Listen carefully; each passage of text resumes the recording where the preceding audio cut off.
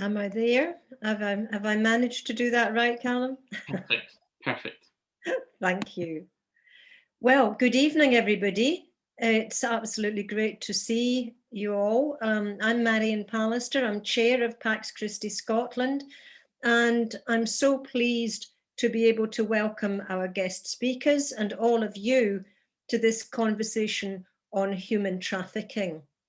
And during that, we'll be asking the question, what price human dignity?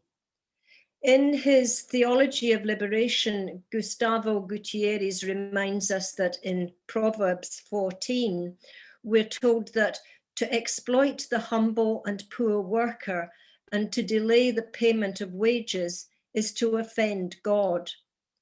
Exploitation is a word we may hear frequently and in different contexts this evening. The focal point of Catholic social teaching is the human person made in the image of God. And so having fundamental freedom and dignity, the basis for human rights, we recognize this image in our neighbor, and the teaching rejects any policy or system that reduces people to economic units or passive dependence. So with this in mind, I would like to ask Pax Christi Scotland's chaplain, Father John Convery, to bring us together in reflection and prayer. Thank you, Father John. Thank you, Marian, and a good evening and a big welcome to everybody joining their meeting this evening. And welcome to everybody. In the course of thinking about this evening's meeting, I've been reflecting a little bit about my own experience of ministry and pastoral work. I was ordained in 1991 here in Scotland, and I since then have been involved in ministry both here in Scotland and many and other parts of the world, including Africa and the USA. I recall different aspects of my ministry, and most recently, one of the ministries that I was humbly able to partake in was prison ministry. And each day that I visited the prison, I was acutely aware that after my day of ministry in the prison, I left it and the door was closed behind me and I went home. I remember even in my days of ministry in West Africa and Cameroon that I flew home. And in many aspects of my ministry, I had to reflect upon the true meaning of you might hear it this evening, the word solidarity. That many times I had the comfort and the privilege of being able to walk away, to leave that place to my own. I'm acutely aware this evening as I reflect upon my own solidarity with an issue such as human trafficking and many other aspects of poverty and injustice in the world, that many times, whether I choose to or not, I can walk away. I can close a door behind me and I can open the door of my living room and rest and recreate. Unfortunately, for many millions, estimated almost 30 million of people in this world of ours, they are unable to walk away, unable to have the choice of opening a door and walking out because they are imprisoned in whatever injustice they may find themselves in. And even during this time of global pandemic and lockdown, we reflect upon our own small experience of being somehow out of control, imprisoned in a certain way, but we also have the privilege and the luxury of opening the door and walking away. So I'd like to invite you, before we begin, to share our solidarity, to reflect upon our own experience of working for justice with others and asking God to give us the strength to be in solidarity, not to pretend that we are but that we are merely called to be in solidarity and to speak for those who have no voice. So let's spend this moment in silence and gather our thoughts in what may have been a busy day for many of us, and to create a moment of peace and quiet to ask God to give us serenity and a clarity around this issue.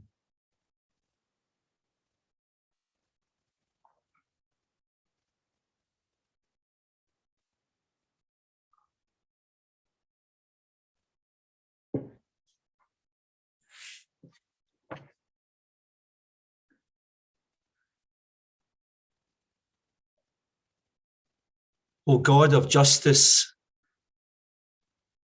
God of compassion, and God of freedom and truth, we believe that your deepest desire, your most powerful energy, is that all creation might know abundant life. This evening, we raise our voices in anguished prayer for our sisters and brothers, women and girls, men and boys, who are modern-day slaves.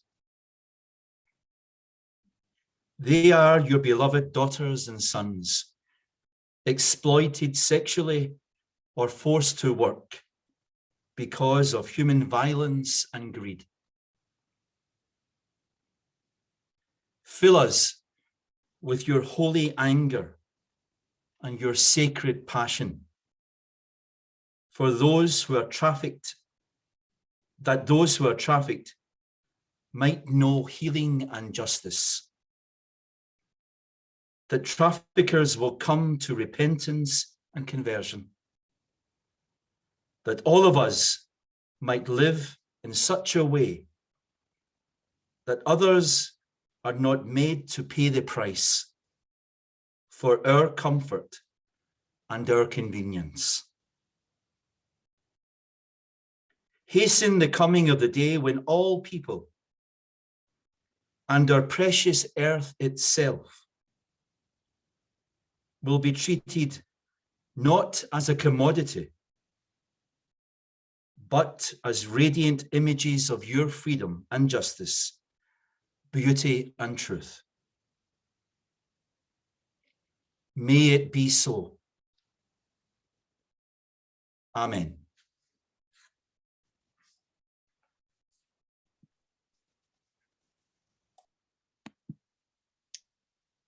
Thank you so much, Father John, for that scene-setting reflection.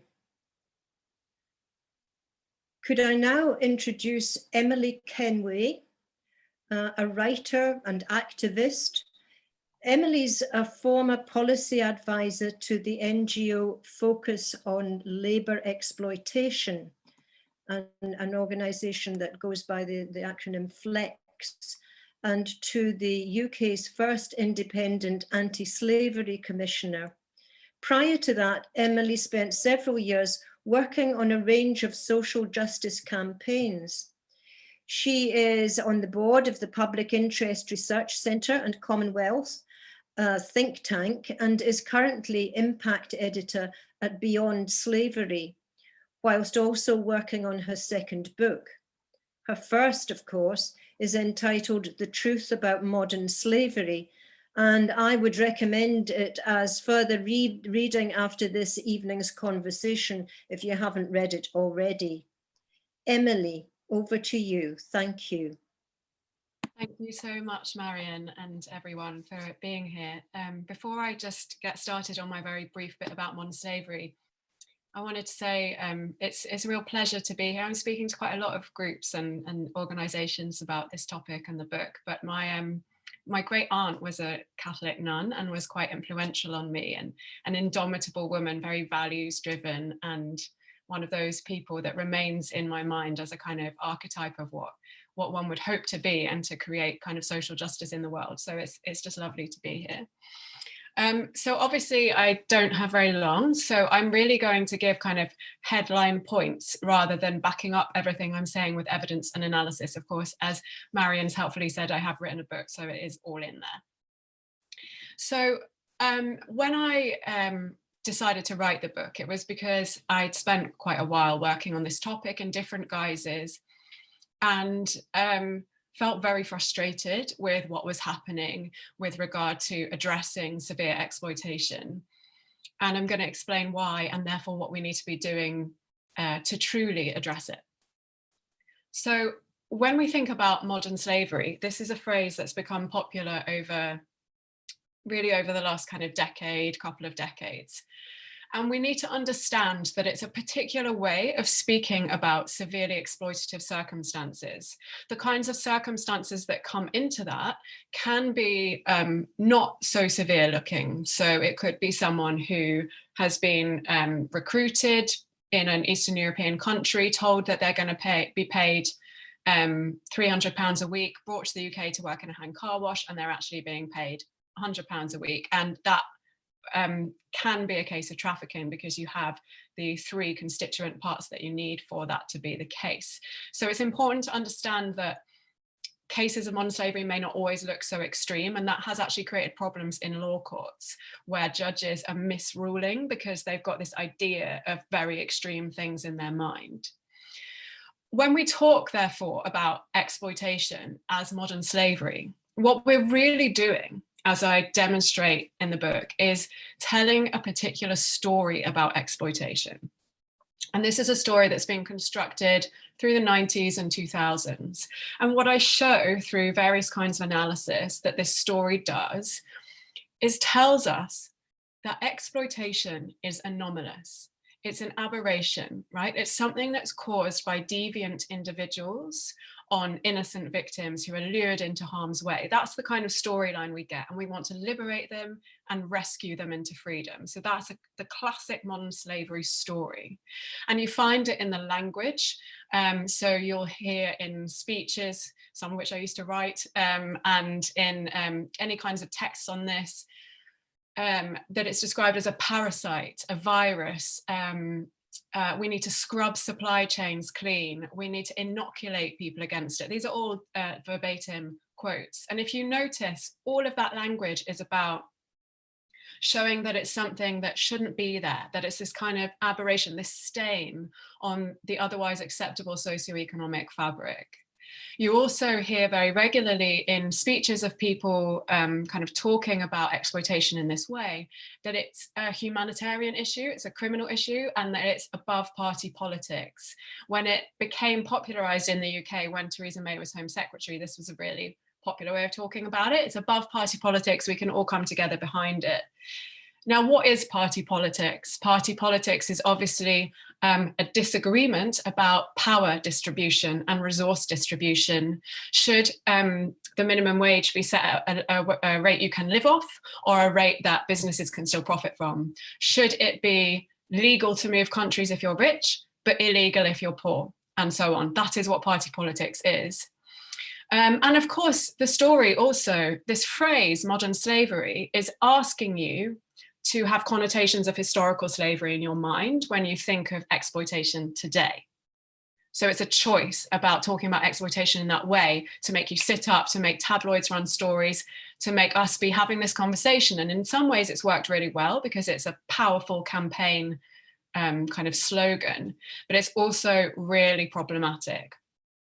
And it's also incredibly different to historical slavery. We abolished historical slavery in 1833, right? But what we actually did in 1833 was abolish the legal right to own someone else. We made a legal change. We did not abolish the kinds of exploitation we're today calling modern slavery. We have never abolished that. And in fact, as I explain in the book, abolition of slavery in the early 19th century directly led to the things we are now calling modern slavery today, as plantation owners essentially freaked out that they'd lost loads of free workers and started a trafficking trade of millions of Indian and Chinese people.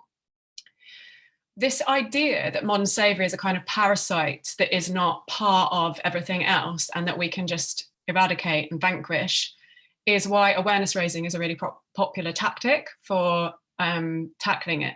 Because obviously, if it's something you think you can just spot and extricate, it makes total sense as a way of tackling it.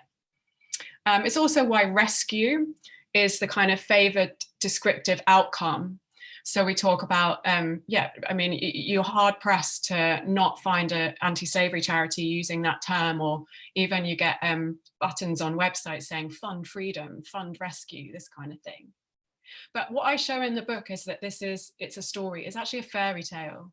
And it might be uncomfortable and we might wish that it wasn't, but it's a fairy tale about exploitation. And that's for two reasons. Firstly, rescue is not rescue today. For many people, it's simply being regurgitated into another form of exploitation.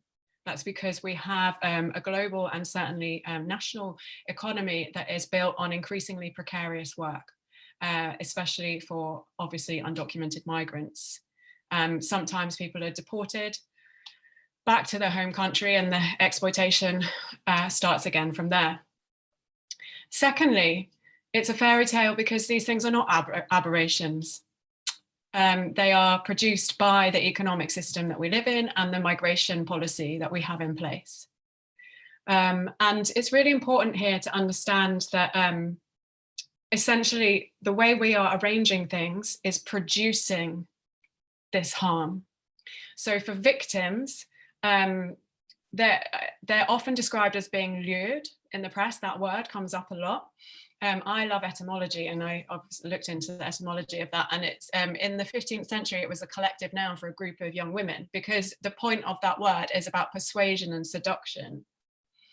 And what this does in our minds when we read press about that or campaign materials, is portrays people as kind of ignorant, as being duped, right? You were lured into this thing that sounded too good to be true. What on earth? We just need to educate them so that they know the risks of trafficking. That's what we're doing in the UK today. In homeless shelters, we've got posters up helping homeless people understand the risks that they might be trafficked. Well, actually, when you listen to people's testimonies and look at the burgeoning area of academic research on this specific bit about whether, about like luring, what you find is perfectly intelligent people who are not as fortunate as many of us here this evening, and who are making the best choice available to them because they have a lack of options, very kindred to what Father John was talking about. They can't walk away, and there's one door open, and it might be not the best door, but they're going to have to walk through it. I often think of the story of Mark, who was a British man who was trafficked in the UK and in forced labour for many years. And he told his story to the BBC, and he said, once I realised the situation I was in, and like it had all been deceptive, and I was essentially in a really frightening, horrible situation, I had to make a decision. Was I going to stay, or was I going to try and escape? And he says, quoting him, he chose the lesser of two evils, which was to stay in exploitation, because for him, it was some food or no food. It was some shelter or no shelter. And that's where we have to get really real about what's happening in our society. And there's lots more research from all sorts of sectors around the world where this idea that people don't know the risk that they might be exploited is incorrect. Obviously, there's always some people who, there's exceptions to everything, but the majority know what's happening and they don't have a better option. And additionally, so for people who become victims, we're not giving them enough options for them to choose something better. They're just like us, they haven't got better options. But we also need to think about this from the perspective of perpetrators. So from the limited research that exists on traffickers, and thankfully it seems like there's kind of more and more impulse to do it, but there's very limited stuff, but it kind of shows they're generalist criminals rather than specialists. So specialists might be someone who does like forgery of certain kinds of things, or indeed rapists. But a lot of traffickers, they're generalist criminals. So they're trying to make money. They're looking for a way to make money. And what we've done for them is open the door wide to them by having groups of people in our society who are deprived of rights. So obviously undocumented migrants, sex workers in jurisdictions which have forms of criminalization, precarious workers who have no financial resilience and are going to say yes to something that's £7 an hour instead of £6, but actually turns out not to be that. and a lack of social safety nets. You know, all of those kinds of things creates a pool of people who lack those options, and it's a wide open door for someone who wants to exploit people.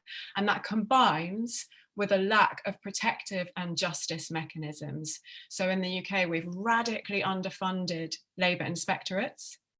The Employment Agency Standards Inspectorate does what it sounds like. Agency workers are very high risk for exploitation. It covers about 18,000 employment agencies, 1.1 million workers. How many staff do you think it has? It has 13, 1-3. And I have like a lot of stats like that on labour inspection, where it's just like, well, obviously we're going to be rife with this problem. And, you know, decline of trade unions is kind of the other side of that coin in a way, and police linking to immigration enforcement again.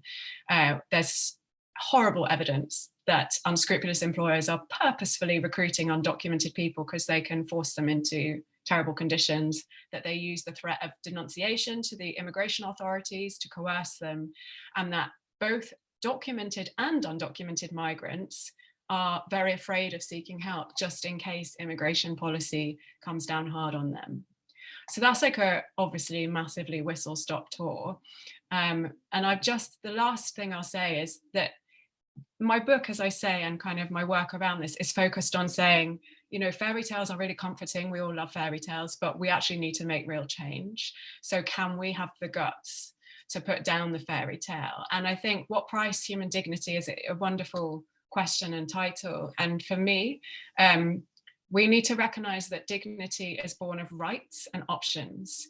So a robust theory of change is based on that. It's about questions of power and distribution of resources so that people have different rights and options. And that is a real causal solution to this problem.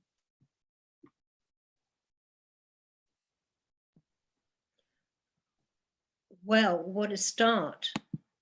Thank you so much, Emily. And I just feel that our acquiescence in that fairy tale that you explain there, that allows human trafficking and modern slavery, once again takes us back to a sort of biblical stance that puts us firmly in the dock, from our point of view. So perhaps it's appropriate to introduce DCI Stephen Healey from Police Scotland's National Human Trafficking Unit.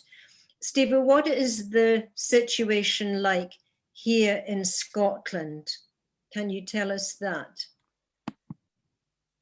Yeah, so in terms of what Emily's just said, a lot is kind of ringing true here in Scotland. Most of our kind of exploitation you're seeing just now is sexual exploitation, labour exploitation. We've got a labour exploitation campaign running just now, which I'll touch on later on. As the criminal gangs are out there to exploit, to make money, and that's the long and short of it. There's threats, extortion, as Emily mentioned there, to the authorities, to the police, so they're frightened to come forward. And there's also a sense of, with some victims, particularly in sexual exploitation, that is their lot in life, and there's an acceptance, and it kind of rings true what Emily's saying as well. They're making a judgment. When you look at some of the Eastern European females that we come across who have been sexually exploited, their social and economic circumstances back in their country of origin are really, really very limited. They have, you know, they're not educated. A lot of them can't read or write. And, you know, I'm just going to be brutal here. What they have got is they're physically and sexually attractive, and they're using that to make money. And what they're doing with that money is they're giving some of that money to the crime group, but they're also making enough money to send home. So when we take executive action on crime groups that are exploiting females like that, it really is hard to get them on board, because what can we give them? We can't give them anything. We can put safety plans, we can put safety measures in place for them, we can look after their welfare and support, but they're not going to make the money that they think they should be making. And it's just that, it seems to me it's just an acceptance in their life that that's what they've got, and they've made that choice to go with that because they've got nothing else back home. And it is a sad indictment in today's day and age in our modern society that is the case. And I'm talking about European countries here, not talking about third world countries. It's European countries we're talking about.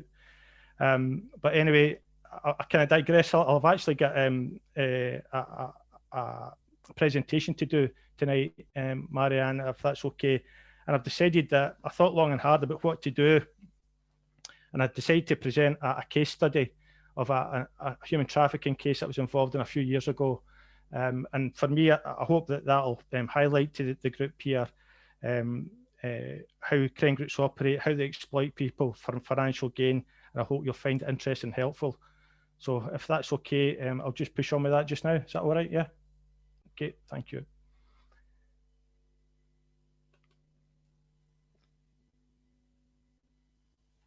Okay.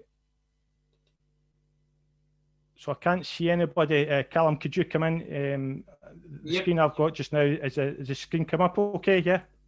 Not got anything yet, no. Okay, maybe a second then. Share screen. 2 secs. That's it, Okay, coming I up think now. that's That's us. us, yep. Okay, that was good to go, yeah? Excellent, thank you. Okay, thanks. Thanks, Callum. Okay, folks, so as I say, thanks, Marian, for that introduction there. And what I'm going to do is, as I say, present a case study that was involved in a couple of years ago that will illustrate the vulnerabilities around individuals, how they're exploited and how crime groups work. And I hope you find it interesting and helpful. And as I say, it'll give you a kind of tangible understanding of what actually happens and goes on. So this is Operation Heathyard, and how that started was back in 2016 when I worked at Livingston in West Lothian as a DCI there. And 2 Latvian males come into the police station to report concerns that members of their community were being exploited by a Latvian crime group. It came to light that there was a distribution warehouse for a well-known supermarket chain locally. I was mentioned where the victims were working, or some of them, and one of the suspects of the crime group worked here as a supervisor. Several other victims were identified who were resident in houses under control of these suspects as well within the West Lothian area. So when that was actually, when we were told about that, it was something unusual. I still remember to this day reading the overnight notes, the crime notes overnight. I had responsibility for all serious crime within West Lothian and other areas at that time. That was really unusual. So I sent 2 of my detectives out, and they come back following their update. We set up an inquiry team. What happened was we identified that 4 Latvian males within their local community were involved in a sophisticated fraud and were laundering money through that fraud. In order to do so, they required to recruit individuals already in Scotland or out with Scotland to come to the west of Scotland in West Lothian so that they could have them open bank accounts. And we're talking that all these individuals were Latvians. So it was either Latvians from Latvia or from the UK or other parts of Scotland that they recruited to come to West Lothian. One of the members, as I said, was a supervisor within a supermarket distribution centre and was able to assist with recruitment there.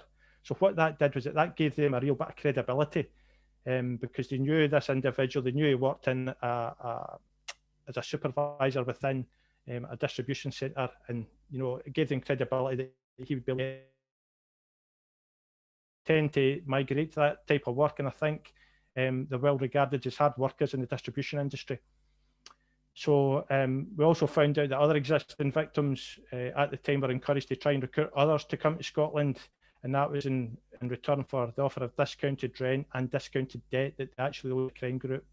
And I'll go into how that worked just shortly. But our investigative priority for this is follow the money.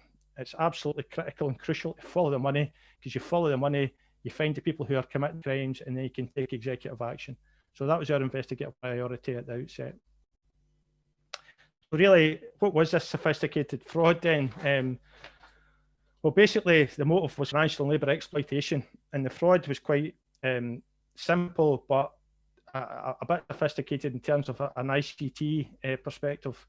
What you had was, it was a hacker who would infiltrate and install malware virus on emails.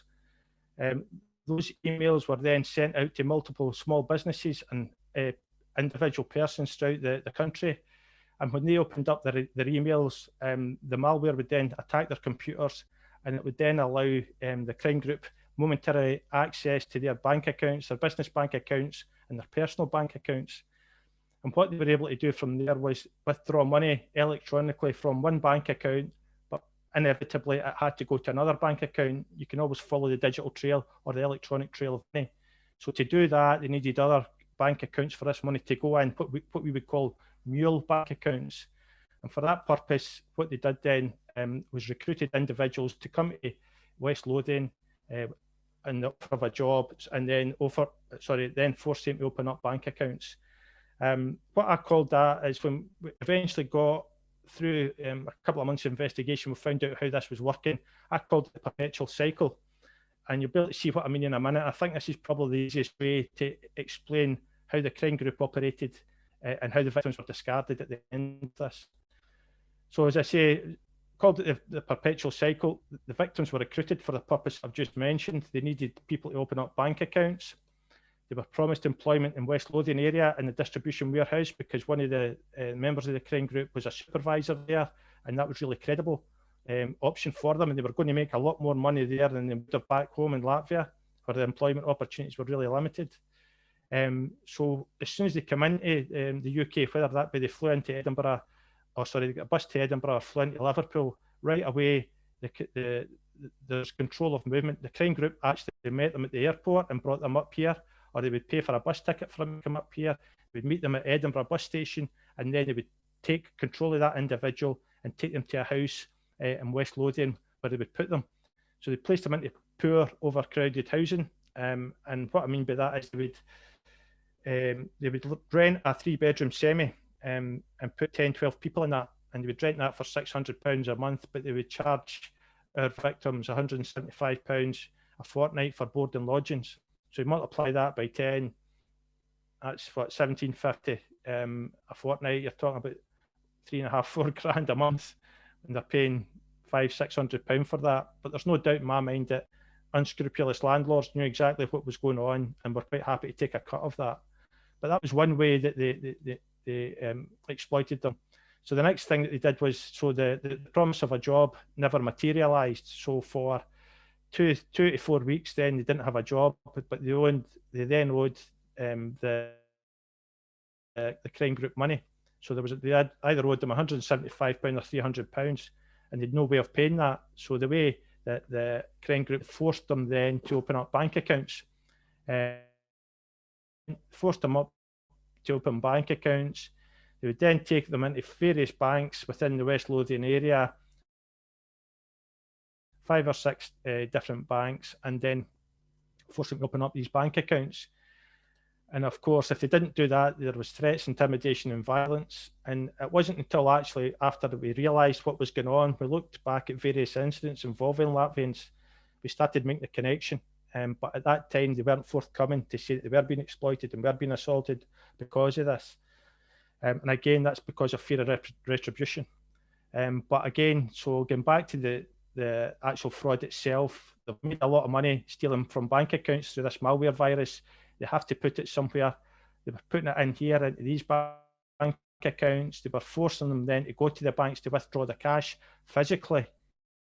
So that the electronic trail then ended banks. It was all under kind of the level of about £500-600. They would take it out physically and then hand it to the crime group. Or the crime group, because they had control of the houses that they stayed in, would take their bank cards and PIN numbers and withdraw the cash themselves. They were also encouraged to recruit others, as we said as well. And again, one of the reasons for that was that they would then waive the debt that they owed to them. And at the end of it all, they were discarded, because what would happen is the banks would blacklist them, because they then came to realise that there was suspicious activity in 5 or 6 accounts with all this money going in, but taken out very quickly. So they would blacklist the individuals concerned, our victims. Our victims then had no means of real employment because they needed a bank account to be employed. That then made them more susceptible, once again, just what Emily spoke about there, more susceptible to exploiting and trafficking, because they didn't have any means to get paid. Some of the victims did actually get jobs, but the crime group as well, they told the distribution centre warehouse that they don't have bank accounts, just pay their wages in to my bank account, and I'll give them money, their wages, what they're due. And that never actually happened. They always got a fraction of that. So, and again, you know, the victims were discarded, but the actual fraud still went on. So we needed more victims again, because the money's still coming in. You need more people to open up bank accounts. They will eventually get shut down and discarded because of suspicious activity in the bank accounts. So that's why we called it the perpetual cycle. That was their criminal operating model for that fraud and for that exploitation. So kind of moving on then, this is a crime group here, and I'm not giving you any personal information or confidential information here. This is all open source. These individuals have been convicted, and you can, if you look up online, you'll find this yourselves. The male at the top here, Hardis Langstein, he was based in Manchester. He was running the group. These two individuals here, Marius Kirsch and Avers Zazerjans, were the enforcers. This individual here, Avers Zazerjans, he was 6'6" and an ex-basketball player, a really imposing character. And when you look at the victims, they were all kind of young, late teens, early 20s. Some had drug and alcohol issues, so they're quite vulnerable and impressionable. And this crime group gave the impression that they were a Latvian mafia. They were actually far from that, but to a younger kind of group of people, exert a lot of control and fear over them. And of course, this is Arvid, of course, who actually worked in the distribution centre, who was able to get jobs for some of our victims.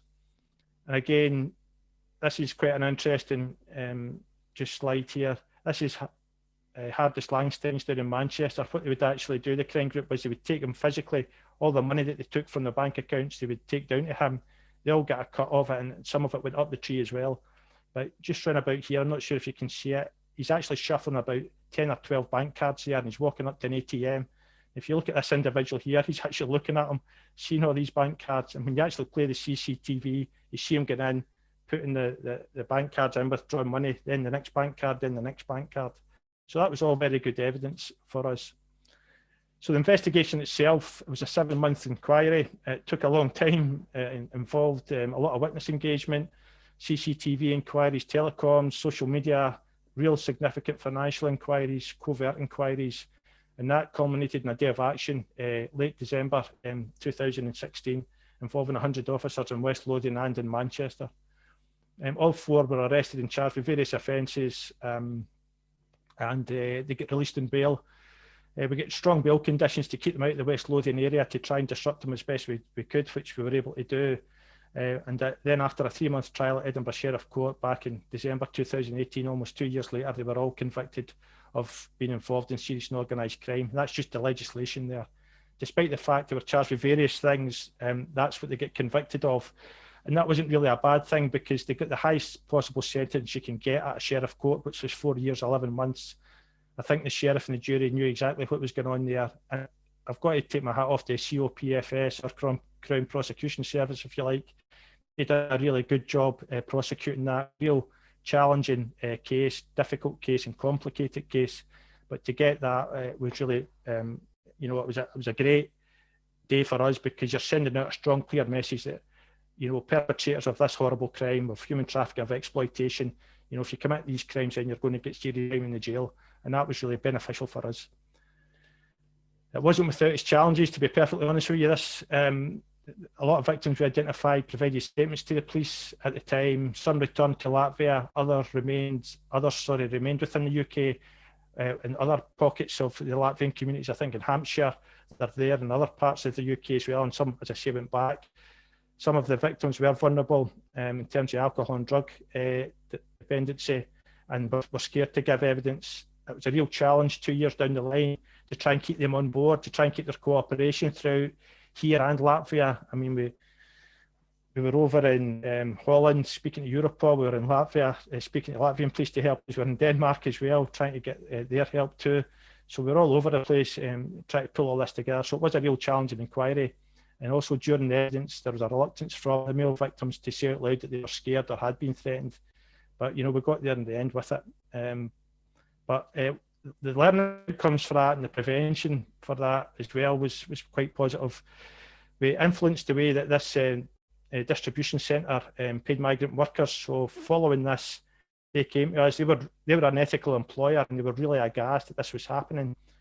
But it's just like what Emily was saying, when you're going to agency workers, they don't seem to have the same rights. it's all about ethical recruitment now. And I think companies are coming to realise it a bit more than they did back in 2007 when this came to court. So they now, they've changed their policy in ensuring that all migrant workers have their own bank accounts. But funnily enough, I was talking to Sean Stirling from the Modern Slavery from down in London, and he was saying they've come across a few occasions now where they've got these migrant workers who've got their own bank accounts, but what you've got is a crime group actually taking them to the bank, taking them to the ATM and taking about 50% of their wages. So there's always ways and means of overcoming, positive influences that employers try and put in place to stop this. But what the crime groups are doing now is actually taking people who are being exploited to the bank and taking their money off them through fear of retribution as well. We've done a lot of safer communities work as well. We printed off leaflets highlighting exploitation in various Eastern European languages for workers and signposting them to the police and support agencies, and also to some of the managers within these places as well. The partnership approach was absolutely crucial. You couldn't take an inquiry on like this without a partnership approach. I mean, we had the local authority, we need a reception centre, you need health and well-being, which is really, really important for the victims. It's not just about, locking bad people up. You've really got to look after the victims, ensure their health and well-being is catered for, help with repatriation, help with where are they actually going to stay when this has happened, who's going to look after them, how they're going to get money, that type of thing. Accommodation, as I say, financial help, and also, without the NCA and Crown Office, we would never get this over the line. And finally, just for me, when you've got a job for human trafficking, it all boils down to money. Everything boils down to money. Money's the root of all evil, without a doubt. So follow the money. If you follow the money, you'll find out who's involved in it. And what you can actually do then is you can look at it, just gives you a different route to go in. If you can look at the different ways that you can disrupt and attack crime groups who are carrying out these types of crime from a side of it, there's all different things that you can actually do. So, but follow the money is absolutely crucial to establishing who's responsible for trafficking. And finally, ladies and gentlemen, thank you for your time. I've probably on a wee bit over my time here. Police Scotland just now are actually running a labour exploitation campaign. You might have seen the ads. Some of the ads are on TV just now. It's about break the chain of labour exploitation. We've got a microsite set up for it just now called endlabourexploitation.co.uk. I would encourage you to go to that microsite to look at it. It gives you a lot of good information around about labour exploitation from a public and from a company point of view, how to look out for it, what to do and how to report it. And it's something our comms team done a really good job. Myself and Phil Capaldi, the detective superintendent, worked with them on it. But to be fair to them, they've really pulled it out the hat because it's an excellent campaign, and I would actively encourage you to take the opportunity to look at that when you've got a minute. And I'll stop there, ladies and gentlemen. I think there's going to be questions later on. And Marian, I'm sorry, I've probably over my time slightly there, so my apologies. That's absolutely fine, Stevie, because what you've given us there, very complicated, very complex, very shocking, but it gives us one particular case there. Glad to hear about that care for victims part of what you said at the end, because I think that's so important.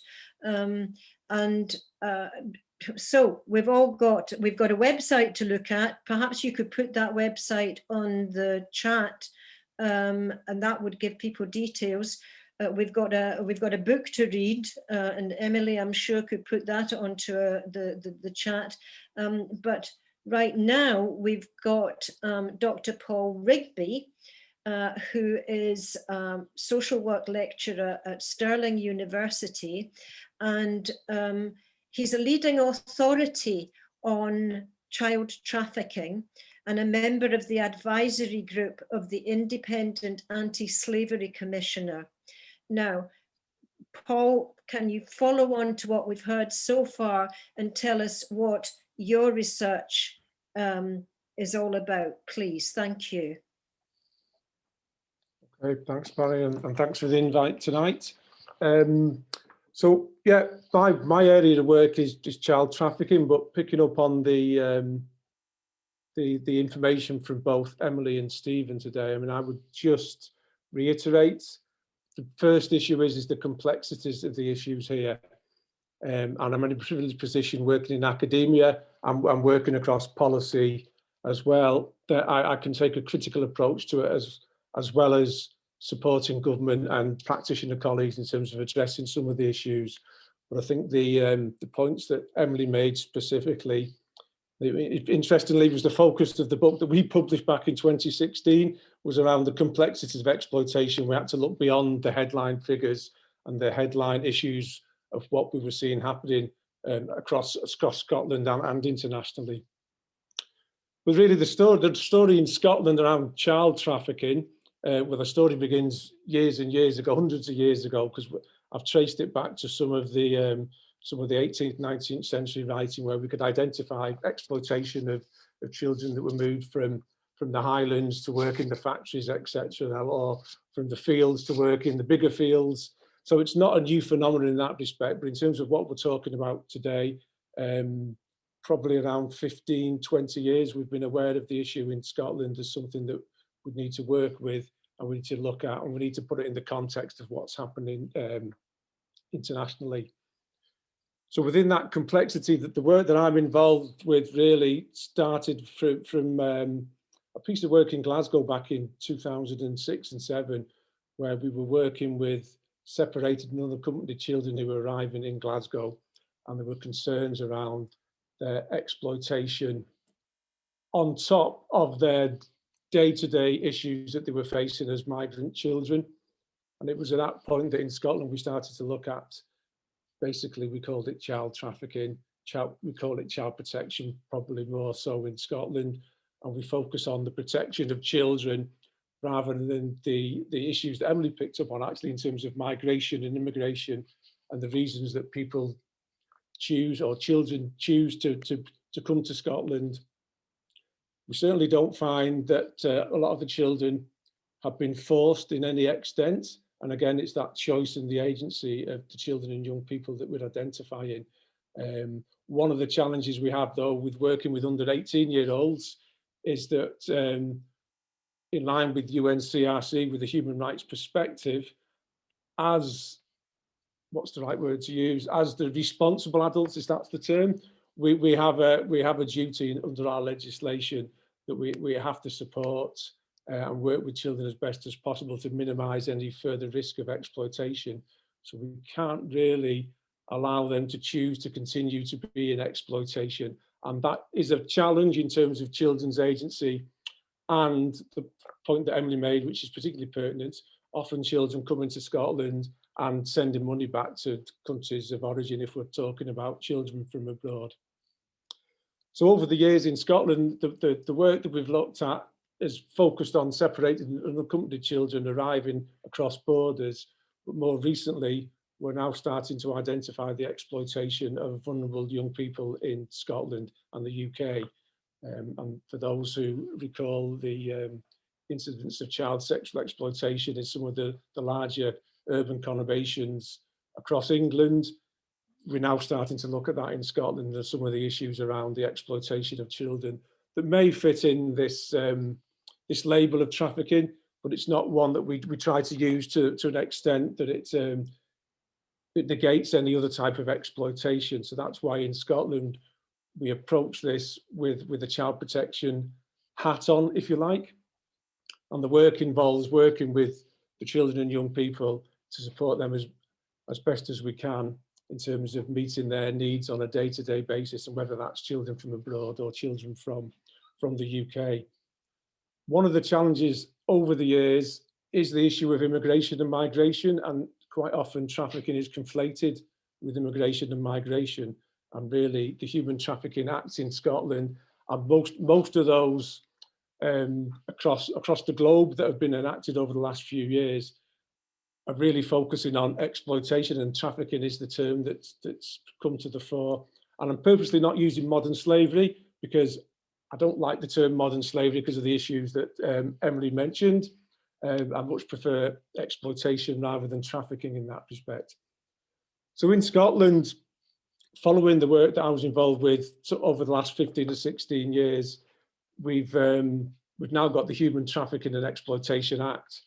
And within Scotland, within the UK, that's recognised as a particularly strong act in terms of the support that it offers for children and young people. And that's where most of my work is focused on, is working with the main agencies in Scotland for supporting children would be local authority social work departments. And obviously Stephen's explained in terms of the police and the prosecution aspects of it, but also the role of the police along with social work is child protection. So across Scotland, police and local authorities work very closely together in identifying and working with children and young people. And generally, if they're from abroad, when they're identified, they're accommodated through in local authority accommodation, and the support is offered through social work and adjacent agencies. So in Scotland in 2010, the Scottish Guardianship Service was established, and that followed a lot of, I hate to use the term lobbying given what we're seeing in the news at the moment, but in terms of the lobbying around Scottish Parliament and the development of the children's services, and the Scottish Government now fund the Scottish Guardianship Service, which is collaboration between Aberlour and the Scottish Refugee Council, and they support separated children who are at risk of trafficking and children from abroad. So that's a really well-known, internationally recognised service, and Scotland is seen as probably one of the leaders in that respect. And we believe, and I would say this because I've been involved with it for a while, but one of the reasons the Scotland is seen as at the forefront of work with children is because of the child protection focus that we take. We try to keep the immigration aspects to the side. Now, clearly, we can't ignore it completely because of some of the issues that Emily's mentioned, but we tend to focus in Scotland on the actual exploitation of the young people rather than how they managed to get here and what's happened and what we've identified. And I'm not going to go into numbers, I've got the stats, but I think I would agree with Emily and Stephen on that. Sometimes it's the case studies that can highlight some of the issues, but also it's broader than individual cases, and there's no one case that's the same. All cases are different. And we have children from all over the world at the moment who've arrived in Scotland. The Scottish Guardianship Service have worked with around about 800 separated children over the last 10 years. And roughly 30–40% we were really concerned about exploitation. So that gives you an indication of the scale of the problem in Scotland in terms of the resources that are required to work with the young people. But in that respect, whether they're identified as trafficking victims or not, the support would be there in Scotland through the child protection legislation.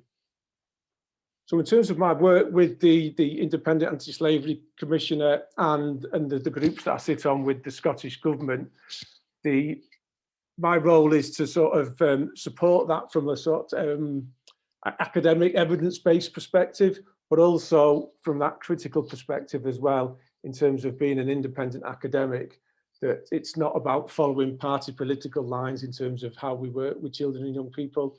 It's following the evidence where we can, following good practice. But for me personally, it is that critical perspective and what we can provide to the Independent Slavery Commissioner or to the Scottish Government in terms of critique of policy and how things are developing at the moment. So really, moving forward, the Scottish Government with the human trafficking legislation developed the human trafficking strategy, and that's a reasonably all-encompassing approach to work with the partners across Scotland to identify, where possible, victims of trafficking and to support them. And one of the key features of the Scottish perspective is supporting them in whatever they require, whether that's if it's from abroad to return home, or if not, to remain in Scotland and make a life in Scotland. And that's where that crossover that Emily talked about in terms of the exploitation. We do recognise that people have made choices very often, and then they've got caught up in exploitative situations. But we're very clear that those exploitative situations are one of the human trafficking strategy groups looks at this, and it looks at some of the background factors and circumstances that would support the traffickers in exploiting people. And I think, just to reiterate the points that Stephen and Emily have made already, it really is about money, and the traffickers, the ones that we've identified and their modes of working, is very much a business model. So they're in the business to make money, and it's about exploitation, and it's certainly not about evil people doing bad things, although clearly it's not good what they're doing. But the people that we've identified over the years, and I've just supervised a PhD student doing work in Nigeria, and he's gone back to Nigeria now and he's working over there. And one of the issues we're identifying is it's sometimes very difficult to make distinctions between those who are trafficking and those who have been trafficked. And it's all about that circle of exploitation and how people are making money and making more money through the exploitation of others that have followed them on. And that's where the complexity of the work just makes any simple answers or any simple response to this issue particularly problematic. And I think it's an age-old issue that's been around for many years. When children are involved, it can be particularly upsetting. And certainly we need to be careful when we're talking about what's happening in terms of divulging too much information about some of the difficult, complex circumstances that children find themselves in. But one of the challenges I've said already with working with children is making sure that we're listening to what they're telling us, but also the responsibility of as the adults, as the support workers, to offer them the support that they require to hopefully exit the situation. But generally, it's supporting them in terms of where they are in their life at the moment. And unfortunately, as already been mentioned, quite often children may be returned through the immigration system to countries of origin where the exploitation then can commence again. So I think that the simple message from the work that I've been involved with over the years is to engage with the complexities of the exploitation and address it on an individual basis for children, for each child that we're working with, but also a recognition that's a little bit broader than that in terms of the economic circumstances and the exploitative situations that people find themselves in. But I think just to finish, from a Scottish perspective, we are very fortunate in Scotland in terms of the agencies working together and in terms of the government that have put a lot of resources behind addressing some of these issues and also looking at some of the broader exploitative situations that give rise to the trafficking and the exploitation of children and young people and adults. But I think the message is it's ongoing work, and it's not an easy one to, well, picking up on what Emily was saying in terms of eradication, whether that's ever possible in terms of the way that we've lived the last few thousand years of human existence. Exploitation is just a fundamental part of human existence, and that is one of the messages that's really difficult to hear. And that's why exploitation and trafficking is really difficult to address. I'll stop there, thank you. Thank you so much, Paul. That adds to the complexities that we've already heard, and I think that it would be a good time just now to remind everybody that we've got a couple of questions already in the chat box, but please put those questions there. We're running a little bit over time, but we do have time after Carmen has spoken to have the questions, and I'm sure that there are burning ones that have cropped up from our three speakers so far. But now I would like to introduce you to Carmen Artigas Moreno, who joins us from Uruguay. And I've got to thank the Scottish Laity Network for putting us together, because Carmen has been at a number of the Scottish Laity events over the past while, and that's brought us together. So she's an expert on mission on the United Nations Internal Justice Council. She's a lawyer who specialises in international law and the right to development. So we look forward to hearing that international perspective. Thank you very much, Carmen.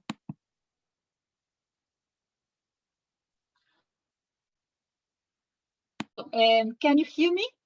Thank you.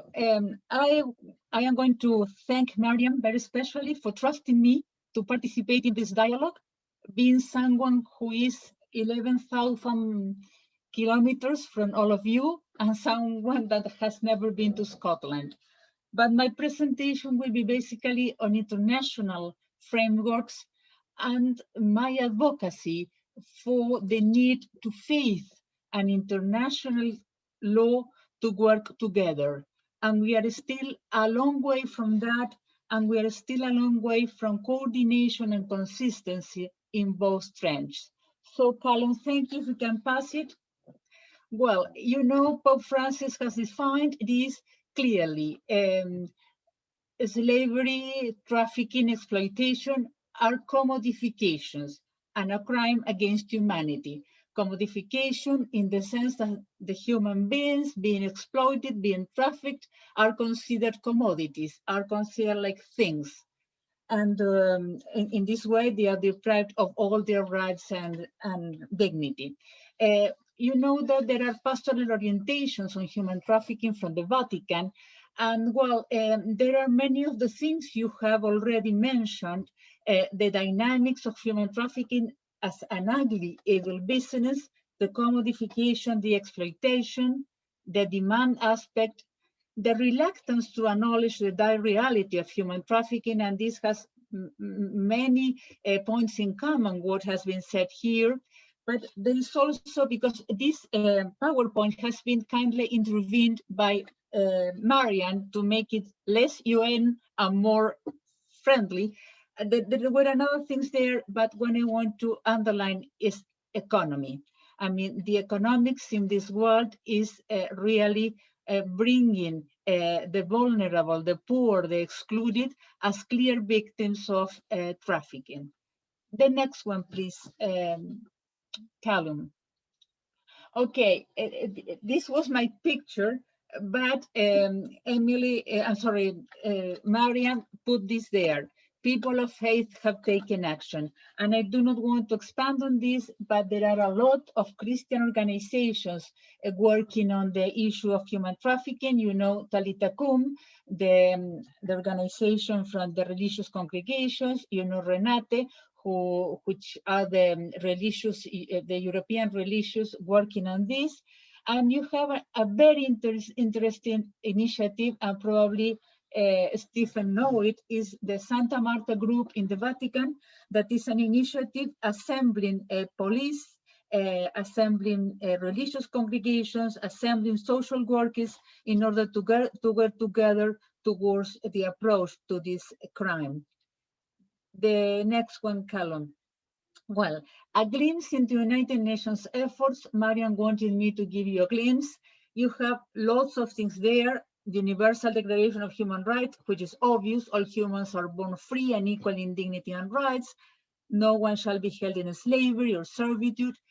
Then the International Human Rights Charter, who has many instruments, but I think that the most important one is the International Covenant on Economic, Social, and Cultural Rights. I mean, the right to food, the right to education, the right to health, the right to work. And whenever these rights are violated, we bring people to poverty, we bring people to exclusion, and we make them victims of human trafficking. There you have also the United Nations Global Plan of Action to combat trafficking and the Interagency Coordination Group Against Trafficking. Probably in future occasions, I hope we will have some, we can go deeper into this. The next one, Callum. I think that these are the most important instruments, but they are instruments in which we have to work further. The United Nations Convention Against Transnational Organized Crime, no doubt, trafficking, exploitation, or whatever you wish to call it, is a crime. And there are two protocols to the convention, the one to prevent, suppress, and punish trafficking in persons, and the protocol against the smuggling of migrants. And many of you have said that. We said, oh, well, look, migrants come to this place, but they are not trafficked. Yes, they are trafficked. Migrants are trafficked. They are even asked in Libya to give a kidney to be crossed to Italy. They are asked to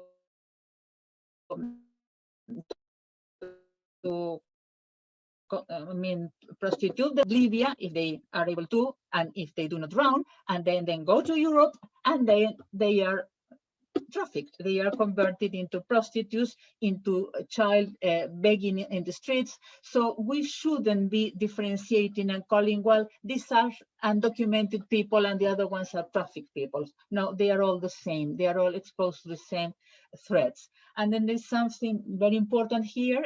Of course, the professor knows more about this than me, but it's a protocol to the UN Convention on the Rights of the Child against the sale of children, child prostitution, and child pornography. Those are important instruments. Then we have a group, I'm sorry, I go quickly because I want to finish in my 10 minutes. You have a lot of experts from the Human Rights Council, the UN expert on trafficking in person, the UN expert in contemporary forms of slavery, the UN expert on the sale and sexual exploitation of children. Well, and then another group of instruments that go straight into development issues, into poverty. And so this is the answer of the United Nations to what Emily masterly put forward. I mean, these are responsibilities of the governments, and what we have to do is to advocate for these instruments to be implemented in our countries. The next column, please.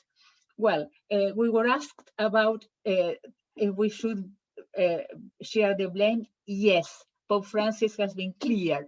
If we do not do anything, we are accomplices to this crime, and he asked us to pray and fight to look for an economy of care based on the social teaching of the church, a culture of encounter, go towards the victims, integrated approaches and social emancipation. Some people do not like this word, but it is not only, I mean, freeing the people from the situation of slavery, of exploitation, but also give this person a role in the society, a dignified life with human rights, but also an opportunity to work for others.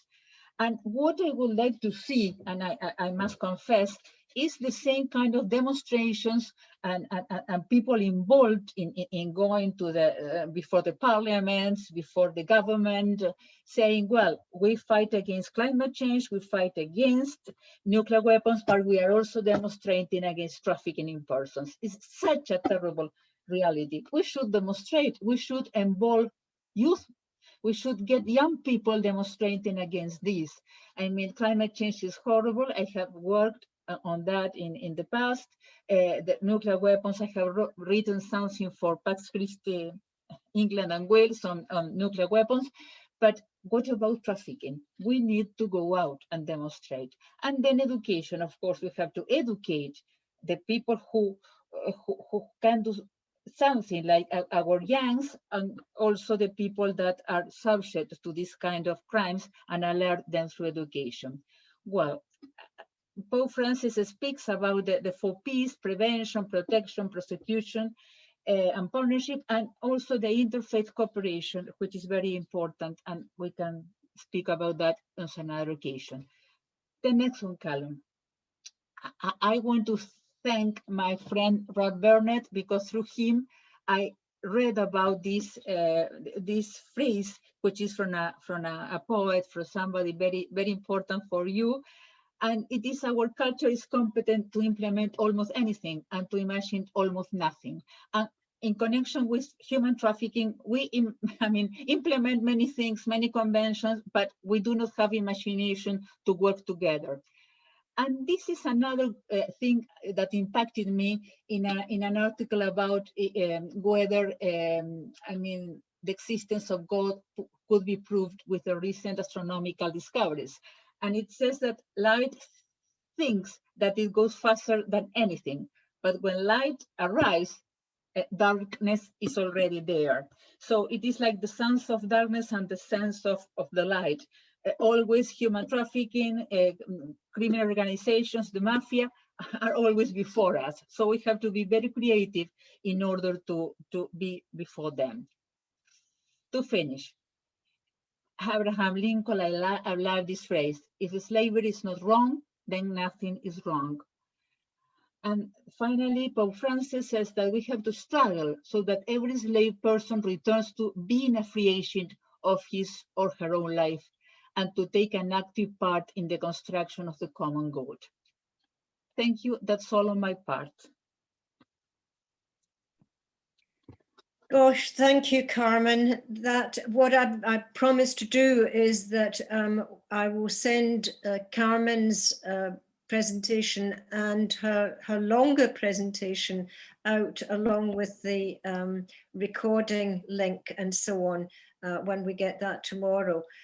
So I want to thank all of the speakers, but now it's your turn, and I think that I'm going to hand over to Callum to say, you know, what are the things that people are wanting to know there, because it's so complex, and I'm sure that you've all got questions to ask. If you can either attract Callum's attention or simply to put your question in the chat box and he will put it to our speakers there. So thank you, Callum. Thanks, Marian. And I can only see a small number of people on my screen. So if you can stick it in the chat, that makes life much, much easier for me. What I'm going to do is just bring our speakers onto screen for you. And what we'll do is we'll just put our questions to them as a panel. So our first question tonight comes from Hugh, and Hugh's question is directed to yourself, Stephen, and to yourself, Emily. He asks, how helpful have you guys found the trade unions in Scotland or the UK as a whole as a support in confronting these issues? So perhaps Stephen first and then over to Emily, if that's okay. Yeah, so from a policing point of view, we've not had much engagement with the trade unions and the Scottish Government strategy in that human trafficking. I think it's Action Area 3. We've got a man called Shan Saba who works with Brightworks recruitment, and Shan's got the lead for kind of businesses and trying to highlight human trafficking through businesses and ethical recruitment and the like. So in terms of from us, it's more enforcement and some education round about that. But from a police perspective, for like my own experience is that the case study that I did, we did go to, through our Safer Communities, we did go to the local distribution warehouse. We went to the actual the supermarket chain as well and explained to them what we were doing. So it was more to do with the kind of management of the actual premises, and I think that's more or less been reflected throughout Scotland. We've not actually had to approach unions yet from a national perspective, but I'm pretty sure you would get full support from unions round about human trafficking. But it's something that probably Action Area 3 of the Scottish Government strategy on human trafficking would tend to lead on. Thank you, Emily. Yeah, I really like this question because often what you find with this topic is that unions aren't considered as part of the toolbox of solutions we need because of this idea of it being an aberration, when actually obviously a kind of organised workforce where people know their rights and there's clear pathways to protect those rights is going to be less porous to exploitation coming in. So that sort of one point is that unions are part of the solution, but if you talk to big businesses, they will be like, oh, we're doing audits instead, or we've got this modern slavery app, and they're trying to avoid anything that is about power, basically. In terms of the interest of unions, a couple of years ago, I worked with the TUC on an education module for reps on this topic. So, you know, there is some kind of knowledge and some kind of awareness, but obviously there's lots of things that they're busy with. And there are unions in England that are informing Labour Inspectorate strategies around this topic for sure. What I would say though is that they're massively hamstrung by immigration policy from being more helpful. Obviously the traditional unions haven't always been that great at organising migrant workers anyway. In the UK now we have two really amazing small new unions who are working with like migrant cleaners and stuff like that. But what do you do if you are kind of an ethical person and you identify someone in an exploitative circumstance under the political regime we're under?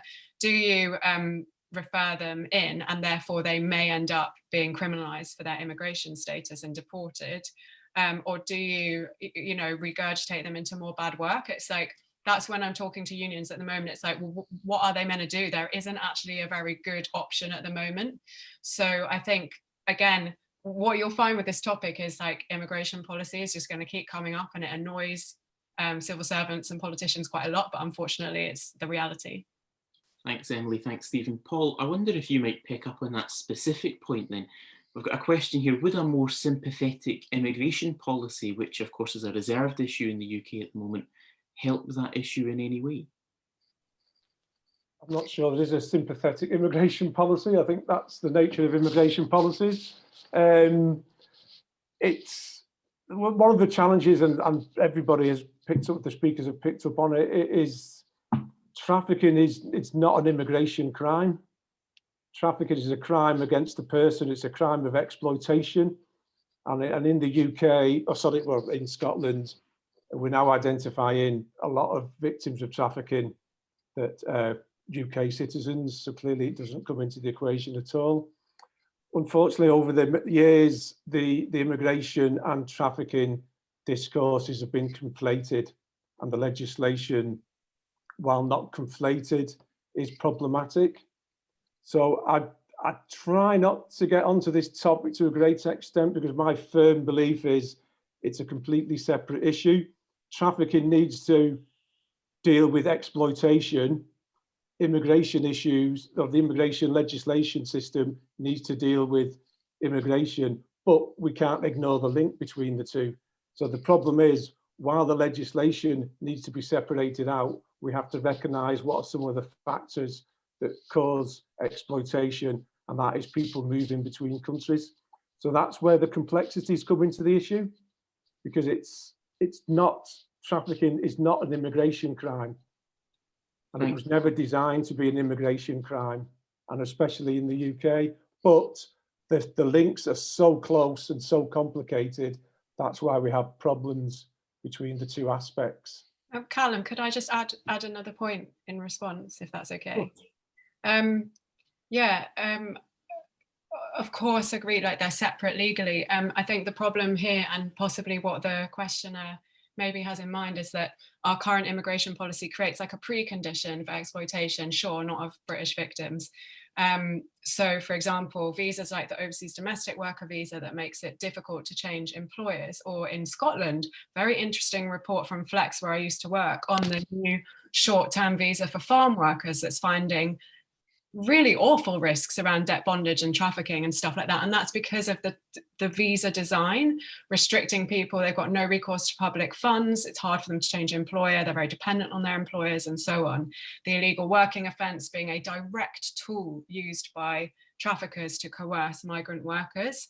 So like I get what you're saying, Paul, with the kind of legal aspect, and then, but repealing the hostile environment would definitely reduce exploitation of migrants in the UK. And I think, we can just all agree on that, really, I think. Thank you. Carmen, I wonder if perhaps you want to comment briefly on that one as well, but also perhaps to answer Sarah's question, which is, how can church networks help victims of trafficking? Okay. You know that I have inserted a suggestion that the subject of trafficking, exploitation, should be part of the parishes and organizations' reflections. Proposals for actions. I am really amazed from my tiny corner in the South Atlantic on how the churches in Scotland and in the UK in general are so active and so committed. This is not the case in my church. And I say, well, you're so committed with the migrants, you're so committed,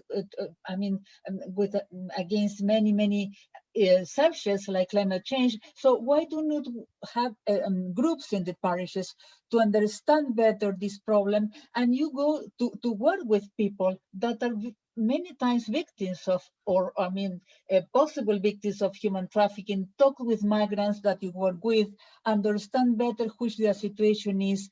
I think that this is part of the things that the Vatican is asking us in the guidelines for pastoral work on against trafficking. So you could read them, see how you can move into this, and how to can link the social teachings of the church with the construction of a future of dignity for these people.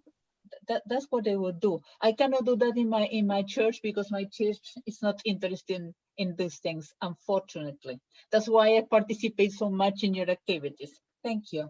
Thank you very much. And I think just on a personal note, I've been really struck from the work of Stella Maris and the Apostle, formerly known as the Apostleship.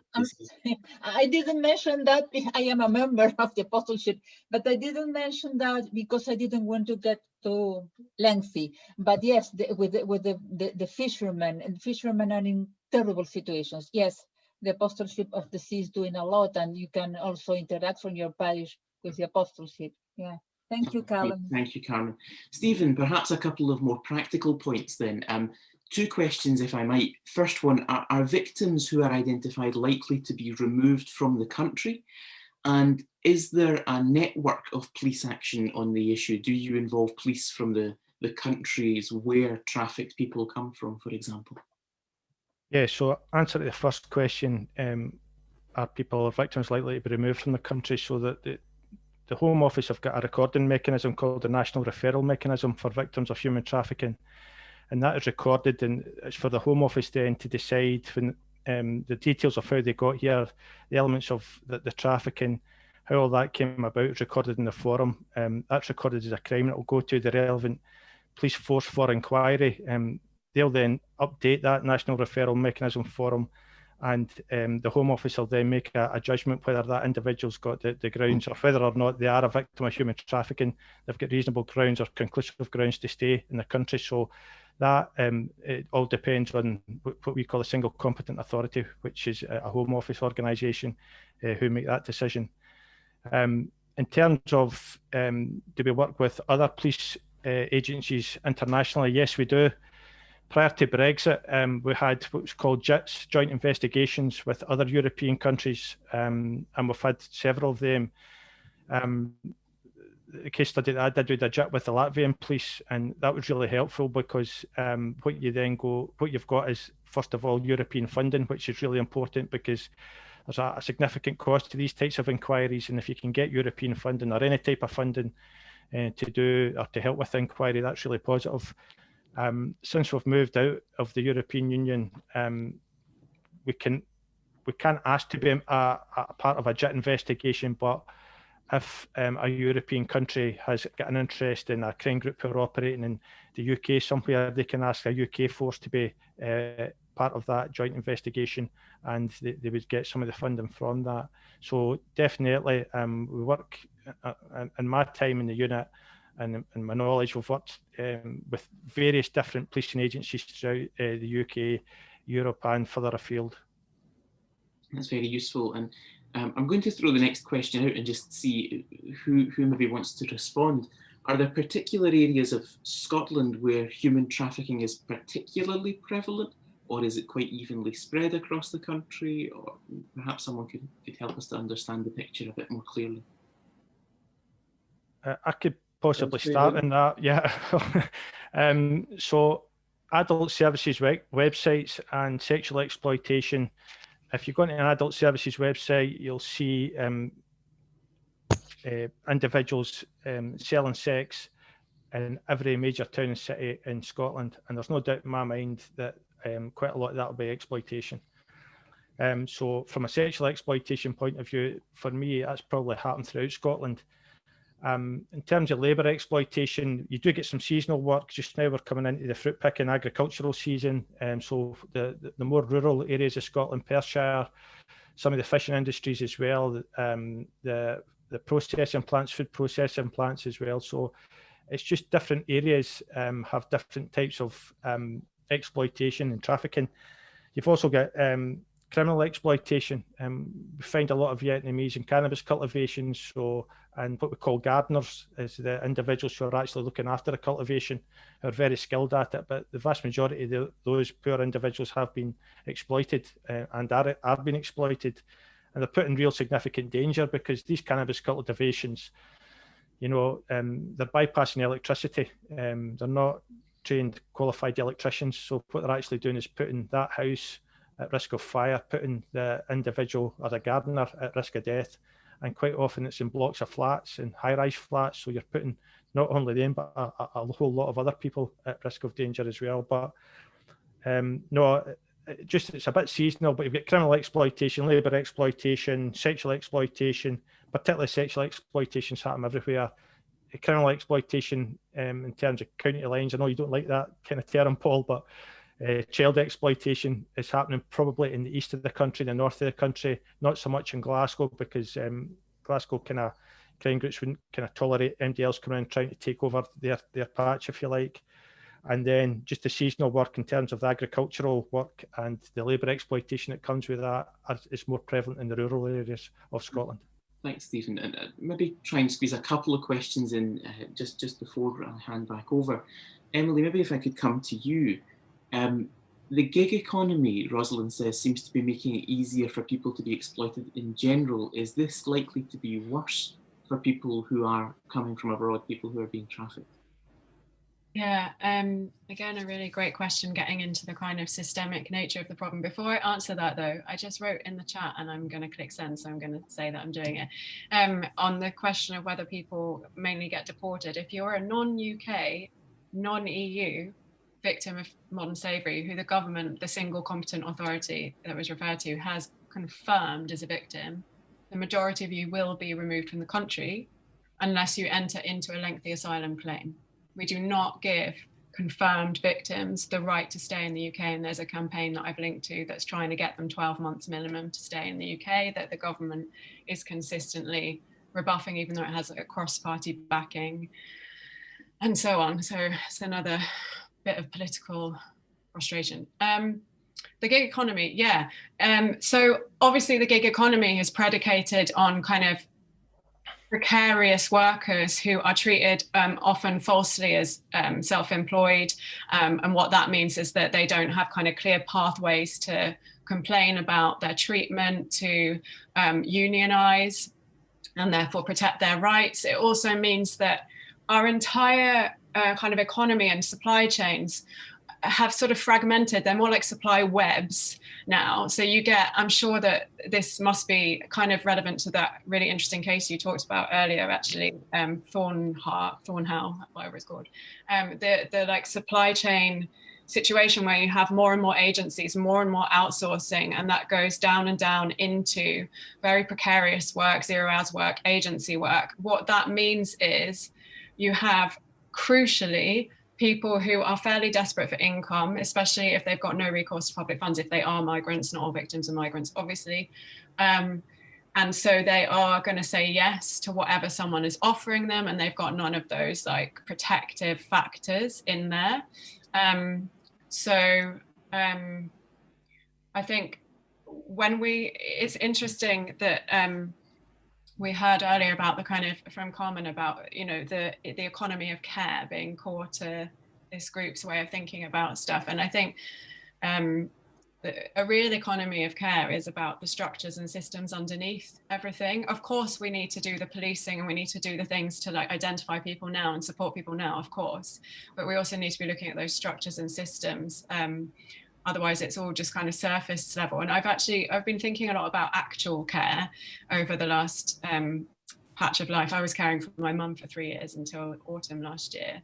And that is obviously, as I'm sure many people on this call know, a very difficult life situation that isn't solved by superficial things, but is a structural problem of lack of support. And I actually think this is a very analogous problem, where it's looking at those deeper structures that are creating those conditions, so that endemic precarity, lack of social safety nets, immigration policy, obviously, and these things, and that's the real answer, but it's a harder battle.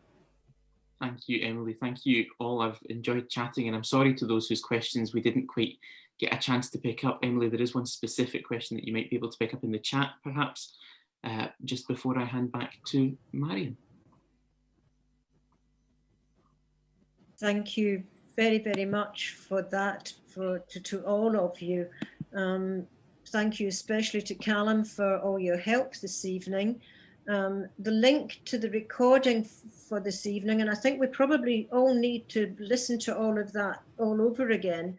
It will be available very, very soon. Thank you so much to Emily, to Stevie, to Paul and Carmen, and thank you all for participating, asking such insightful questions.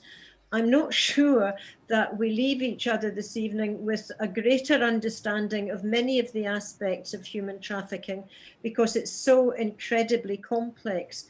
But this evening has given us pause to reflect and perhaps to work in our parishes and communities to educate ourselves, our young people, and to take this forward and to make the changes that are necessary. So could I now ask, sorry for running a little bit over time, but I think it was well worth it. Could I thank you all and thank Father John Convery and ask him to bring our evening to a close. Thank you, Father John.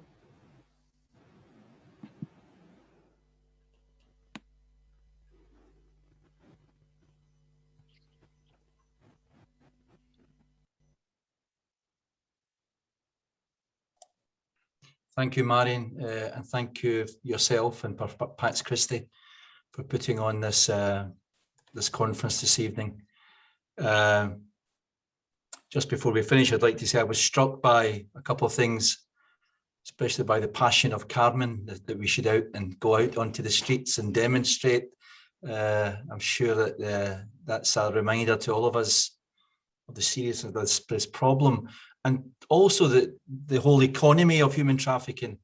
I'm sure if we take on board Stephen's mantra of follow the money, I'm pretty sure if we follow the money, it may end up on our own doorstep and our own demands that we have in the society that we live in, that allows a situation like this to arise. And I think we're all maybe have to reflect upon ourselves, and another way of demonstrating, Carmen, may be that we have to reflect upon our own lifestyles and the demands that we have. But anyway, let's end our meeting this evening just by once again turning to the God of our understanding and our own spirituality to ask God's forgiveness, but also to pray for those victims and collaborators of human trafficking in our communities around the world. O God, our words cannot express what our minds can barely comprehend, and our hearts feel when we hear of children and adults deceived and transported to unknown places for purposes of sexual exploitation and forced labour because of human greed. Our hearts are saddened and our spirits angry that their dignity and rights are being transgressed through threats, deception, and force. We cry out against the degrading practice of trafficking and pray for it to end. Strengthen the fragile spirited and brokenhearted. Make real your promise to fill these, our sisters and brothers, with a love that is tender and good, and send the exploiters away empty-handed. Give us the wisdom and courage to stand in solidarity with them, that together we will find ways to freedom that is your gift to all of us. And may Almighty God bless us, keep us and our loved ones, and give us a peaceful and restful night. Amen. Amen, and thank you very, very much, Father John, and to all of you who've been with us tonight. I see that there are words like challenging in the chat box. I hope that we'll continue to be challenged and to accept that challenge. So good night, everyone, and thank you again.